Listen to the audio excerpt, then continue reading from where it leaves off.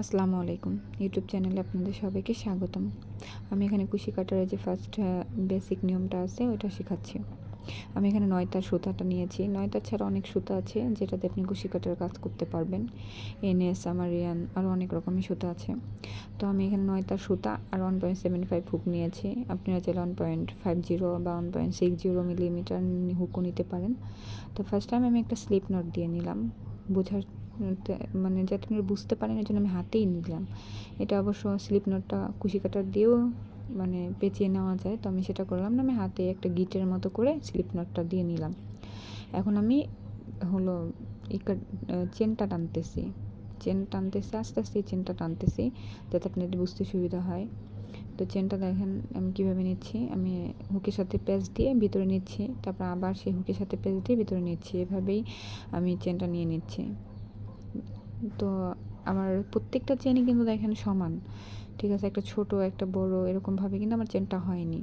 তো আপনাদের first time বাসায় বসে প্র্যাকটিস করলে এটাই করতে হবে যে আপনাদের চেনগুলা যাতে পারফেক্টভাবে হয়, ছোট বড় যাতে না হয়। আমি বোঝার জন্য আবারও আপনাদের স্লিপ নটটা দিয়ে দিচ্ছি, যে দেখেন আমি স্লিপ নটটা কীভাবে নিচ্ছি। আমি একটা মানে বৃত্ত করে সে বৃত্তর মাঝে স্লিপ মানে সুতাটা টেনে একটা সার্কেল করে নিলাম, স্লিপ নটটা দিয়ে নিলাম আর কি। এটা যতগুলো কাজ করবেন এর তো ফার্স্ট আপনাদের স্লিপ নটটাই দিতে হবে আগে, তারপরে আমি যেটাই বানাই। স্লিপ নটের পরে আমাদের চেন নিতে হবে।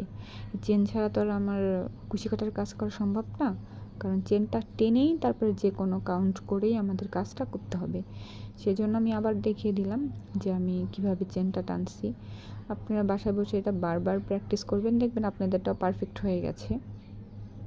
তো দেখেন আমি কিভাবে আবার নিলাম, চেনটা আপনাদের দেখাচ্ছি বারবার যাতে আপনাদের দেখতে বা বুঝতে সুবিধা হয়, যেন আমি বারবার আপনাদের চেনটা টেনে দেখাচ্ছি। তো আমি আশা করি আমার মানে ভিডিওটা যদি ভালো লাগে তাহলে লাইক, কমেন্ট, শেয়ার দিবেন আর সাবস্ক্রাইব করে রাখবেন আমার চ্যানেলটা, যাতে পরবর্তীতে আমার ভিডিওগুলো আবার দেখতে পারেন। আজকে আমার প্রথম ভিডিও ইউটিউবে, যেহেতু ভয়েস রেকর্ড করার সময় ভুল হতে পারে, ভুলগুলো ক্ষমার দৃষ্টি দেখবেন।